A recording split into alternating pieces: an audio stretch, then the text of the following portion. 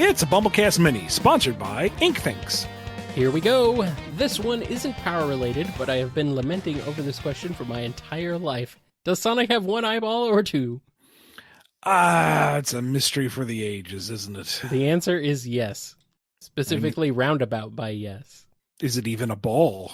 Like, maybe it's just a very thin windshield of flesh that's anchored in his skull. It's just a big contact lens. Yeah. I think that's it. Same goes for Amy and Shadow and Silver. Blech. Just some real funky goggles, maybe. I don't know. Apparently, he seems to actually have two eyes. Apparently. Two eyeballs. But it doesn't look like it. Is Sonic able to punch, dodge, and generally fight just as fast as he can run? Meaning, how much of his super speed is just useful for pure running compared to actual combat? If he can run at, say, Mach 3, can he also fight somebody in extremely close quarters at those speeds? Or is it harder for him to control his speed like that? I mean, if the combat of Frontiers is anything to go by, yeah, it seems like his combat is as fast as his running is. Yeah, that makes sense. I mean, if you're able to run at that speed without flying off a cliff or plowing into a tree, you've got to have the twitch resources and the twitch reflexes and the muscle control to keep a handle on it, and redirecting that at somebody. Yeah, that sounds like a good way to blacken an eye or lose a tooth. How would you describe Sonic's strategy and mindset in a battle? In some stories, he has fought insanely powerful enemies and led armies of freedom fighters, but it also seems like his strategy can often boil down to taunt and spin dash. Is he the type to try and adapt to find an enemy's weakness, or keep trying the same thing even harder until it works? I don't think he really strategizes or thinks too hard about it. I think you're right. It's mostly taunt and spin dash. Yes. And if, spin dashing this particular part doesn't work, run around it fast, find another direction, and hit it again. If that didn't work, run around to another point and hit it again. He has the ability to experiment at such speed that he doesn't really have to think too hard about it. He's just going to find a weak point before the enemy can react. Yes. If there's anybody who could find a weak point to inflict massive damage quickly, it's definitely Sonic. So here's this giant enemy crab. Do you think Sonic is someone who would kill his opponent without hesitation if it meant a greater good? Or is he more likely to look for a non-lethal method of ending the fight? Ooh, this is, Tread carefully, Ian. 99%. Then again, it probably doesn't matter what you say, because somebody's going to take it out of context. 99% of all engagements, he's going to find the non-lethal way. He's going to pull his punches there. He's going to just end the fight, not anyone else. There is some example somewhere, I'm sure, where the scenario has been that he has to pull the trigger for the absolute greater good. This is a decision he came to before the fight. There is no other scenario, and so he just do. I can't think of that one off the top of my head. I'm sure someone has cataloged it and they will trot it out to correct me. Eraser Jin and King Arthur get dragged up. Eraser Jin isn't dead. He's imprisoned, and King Arthur wasn't real. He was an apparition. Yeah. Marlena was the mastermind, and she went full on evil god mode to take over the book, and he still didn't wipe her out. Yeah. He didn't even actively kill King Arthur. He just beat him, and then Marlena did the "ha, you fool, here's my trap card" deal. So, and BioLizard also gets dragged out, which I feel is really stretching it there a bit. But there's a degree of culpability. Shadow might have been the one to pull the trigger on that, you could say. Maybe. You could make the argument.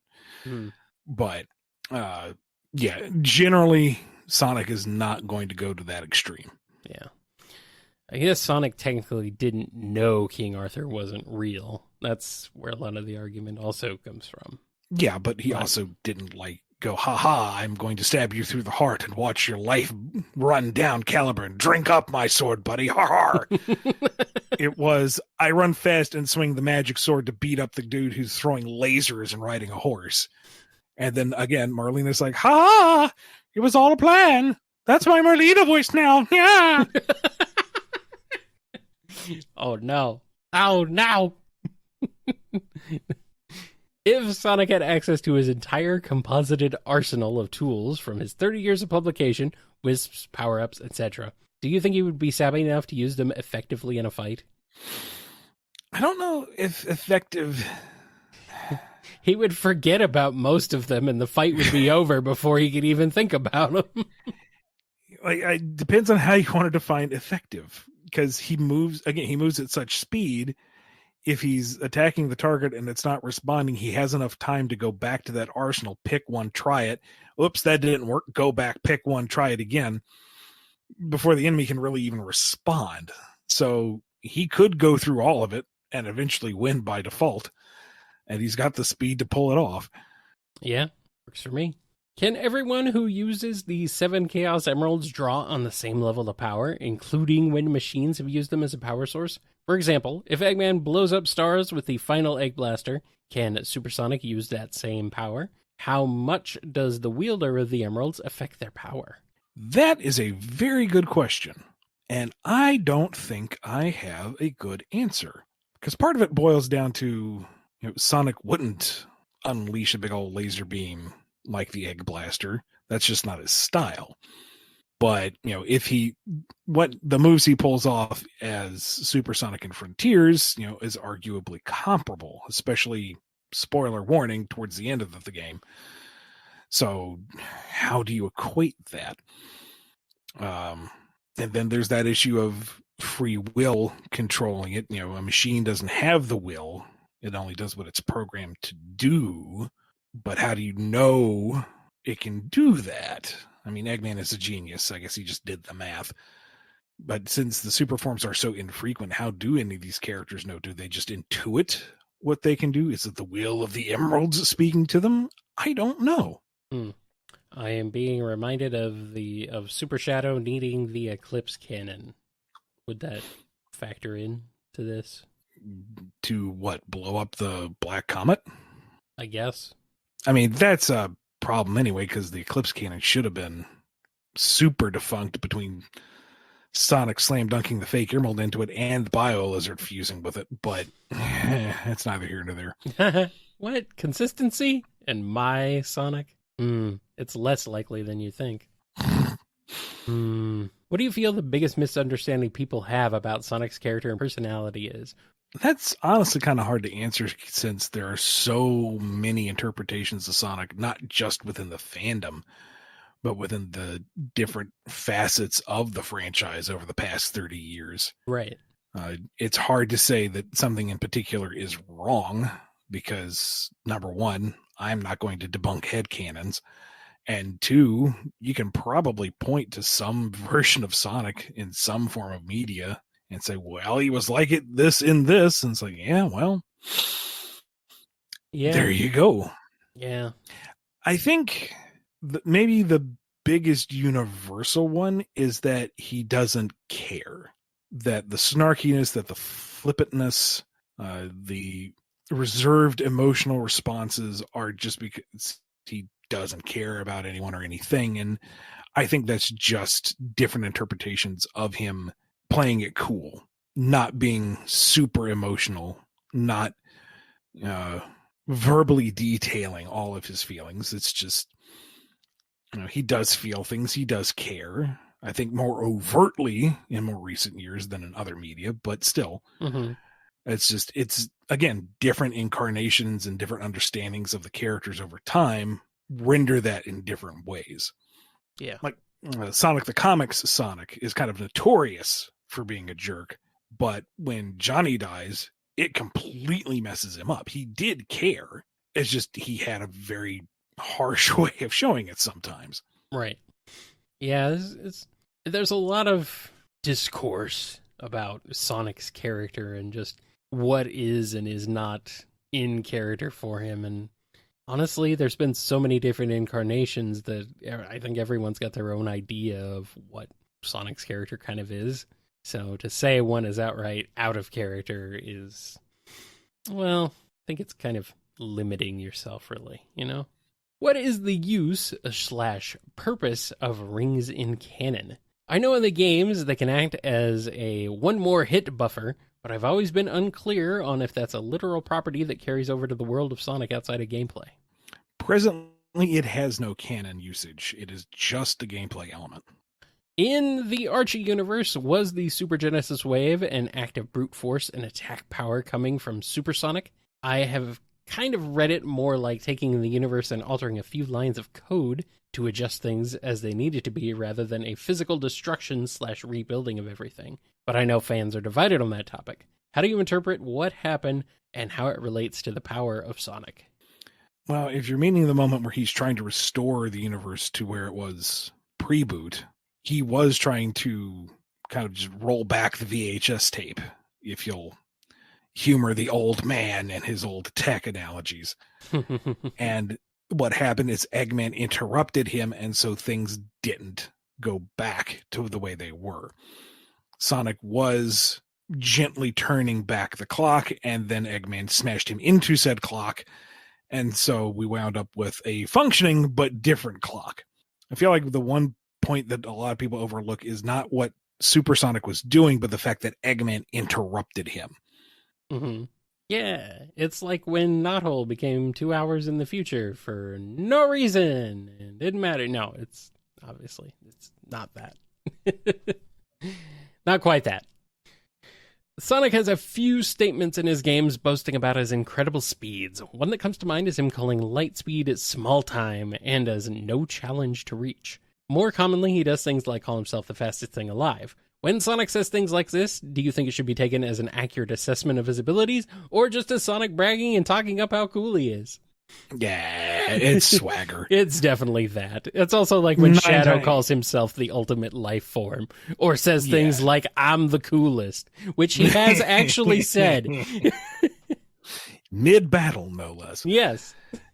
9 times out of 10, it's just Sonic playing himself up, and he's got the skill to back it up. You don't have to necessarily time him on it. Mm-hmm. I mean, how could you? He's so fast. Ha. But yeah, most of it is just he's got the attitude, and he lives in the moment. He lives up his own. I don't know if he 100% buys into his own hype, but he does know that he is pretty dang cool. He's hot stuff, and he knows it. Can he go light speed, though? There's a lot of argument about that. I mean, there's the one line Tikal says when he's Supersonic during the Perfect Chaos fight, but I don't know if that holds water. Well, I mean, it holds a lot of water. It's chaos. No, it fights the water. It splashes it around. Oh, okay, fine. Well, I mean, there's a lot of argument that he outruns a black hole once. It's like, well, I mean, I guess he's still not moving at light speed, though. It doesn't. At least it doesn't look like it. I don't know. It's very inconsistent. Let's just call it that. Let's just call it what it is. Extremely inconsistent. What do you think about ultrasonic and hypersonic as a concept? Do you feel like there are meaningful enough differences between them and Supersonic to justify an inclusion into Sonic canon? Ultrasonic, I'm not sad, is gone. It was a boring design. It was a weird power set. It had a weird activation. Yeah, it's gone. Good. Bye-bye. And it's a very silly pun. It's a pun? Yeah, sure. Ultrasonic is a word. Oh, I guess so. Yeah, ultrasound, man. Yeah, all right. Yeah, it's very punny, but it's not very obvious. Hypersonic, I personally dig. I feel like it's a really nice visual upgrade to Supersonic. The pure luminous body cycling through the various prismatic Chaos Emerald colors. That's cool. And the minute differences between that and Supersonic in Sonic 3 and Knuckles are just enough to give you that sense of, ooh, this is kind of neat. This is a little bit extra. The screen clearing is nice. Oh my God, and the dude, blasting that's so cool. forward. Yeah. Hyper Knuckles hitting the screen out of a glide and the whole thing shakes. Anything on the ground shatters. Oh, yeah. And the thing is, once that genie is out of the bottle, it's hard to put it back. Yeah. Once you establish hypersonic as a potential go-to, supersonic's importance is immediately diminished. And I think the easiest comparison is with Dragon Ball because, the parallels are clear. At this point in the Dragon Ball lore, Super Saiyan Blue doesn't matter anymore, for pity's sake. We've moved on to Ultra Instinct. That's insane to think about. Like, for comparison's sake, just in Z, Goku learning the Kaioken was a big deal. It exponentially granted him power, but it also cost him his stamina and, general well-being. It was a big trade-off. He gained incredible power, but at the cost of possibly killing him to execute it. And the fact that he had to push it to a 4th level just to stand up to Vegeta really established how freaking crazy powerful Vegeta was at the time. And this is where the power creep was cool. It was an escalation. And you're like, oh, geez, look at how far they're pushing themselves.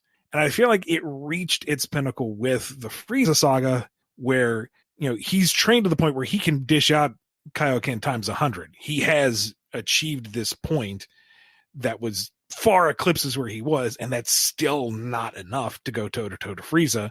And then he gets the super transformation. And this is a big deal. It goes from he's barely holding his own to he's just kind of going through the motions by the end of the fight. He's won. He has just surpassed this enemy that has trumped and crushed everything else. Super Saiyan Goku is supersonic in terms of narrative comparison. It is a level of power that eclipses all others. It's the win button. It's what you throw out there when you know it's a big deal. That's why the Titans, I think, in Frontiers are so impressive, not so much in what they do, but the fact that you have to be supersonic just to touch them. That tells you how powerful they are. Then you get into Super Saiyan 2.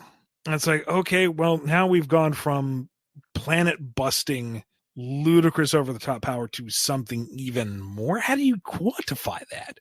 Mm-hmm. And then you get to 3?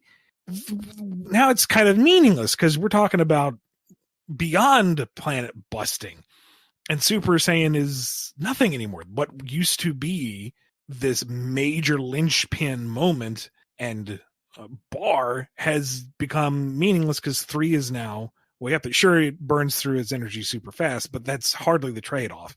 It doesn't feel nearly as costly as the Kaioken, for pity's sake.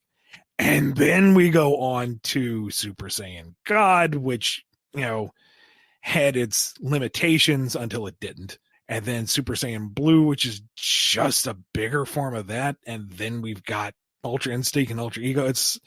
Super Saiyan doesn't mean anything anymore. It's nothing. It's almost a base transformation, especially when Trunks and Goten start trotting it out. And all of this long-winded Dragon Ball spiel is about is the minute we introduce hypersonic as a recurring possibility, that's the slippery slope. Because not only does supersonic diminish in importance, so does Super Shadow, so does Super Silver, so does Super anybody else, because then that becomes the low bar. It's like, oh, super, lovely. What about hyper? Ooh, that's the new hotness. Mm-hmm. And then that runs the risk of becoming the standard, and you go one above that. And then you start escaping any kind of context of threat or engagement. And so, I don't know. I kind of like the idea of hypersonic as just a sonic transformation. Like, maybe open up the doors for a few more supers, give us a Super Amy, give us a Super Knuckles, but still keep it limited. But the minute you open that door, it begs the question, well, what if you went a little bit further? And that's a problem. Yeah. Also, I was kindly corrected that ultrasonic and hypersonic are also terrible puns. And you're right. I can't argue with that. But they're cool names. They are. Yeah. In the Archie Sonic Cross Mega Man crossover, Sonic Man is hit by a time stop and then tells Time Man he is too slow and moves anyway.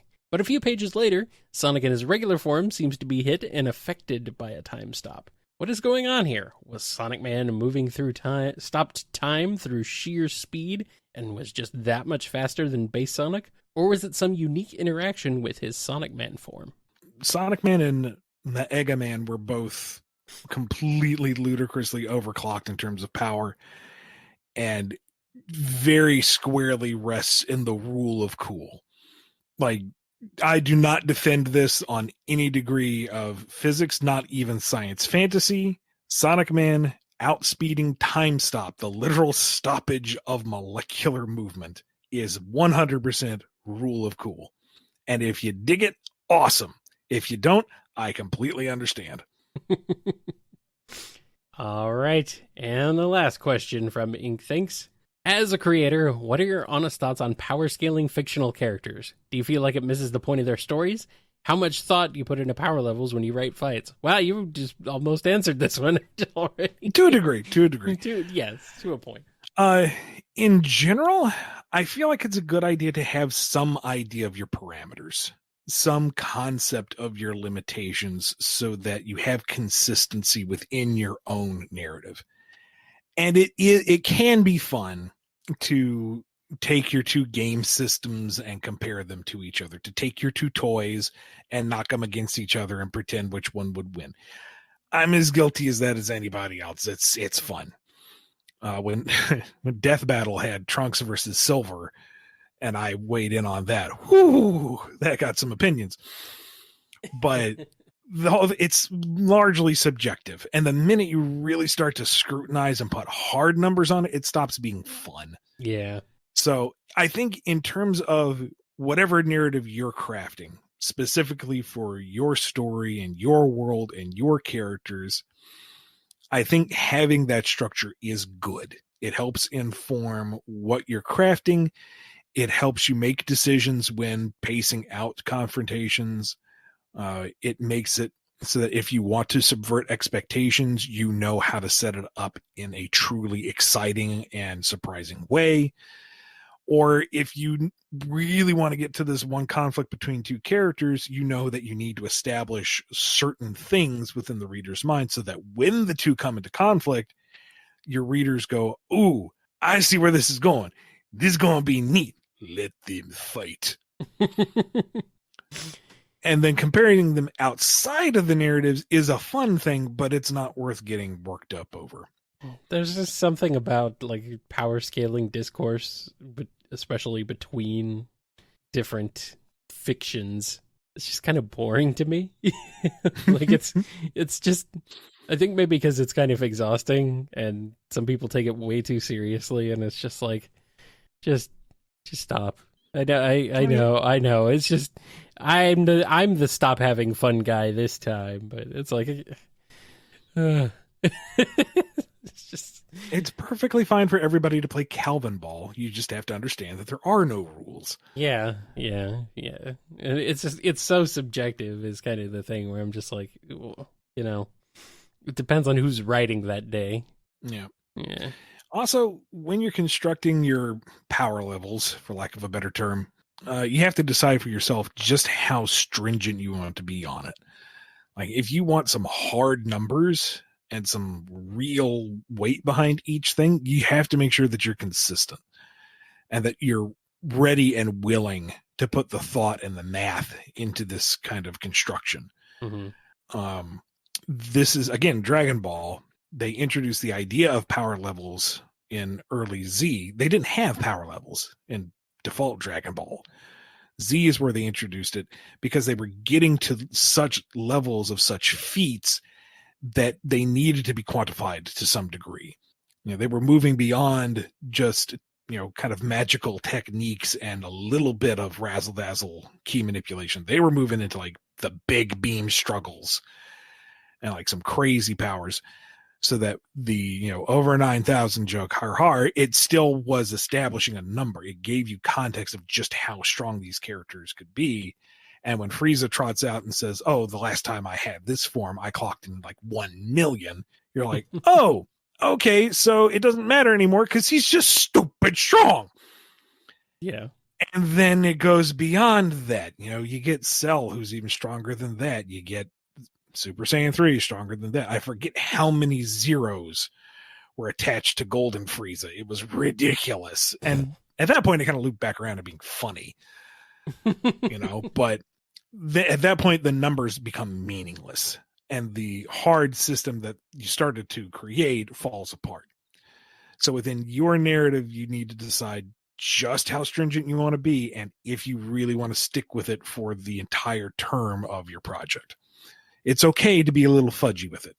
And sometimes it doesn't matter what makes sense. The rule of cool can come into play. Exactly. All right. Well, that's all we got for this edition of BumbleKast Mini. Yep. Thank you, Inkthinks, for sponsoring this BumbleKast Mini. If you want one of your own, go over to patreon.com/BumbleKast, Ko-fi.com/BumbleKast, or become a YouTube member. Bye!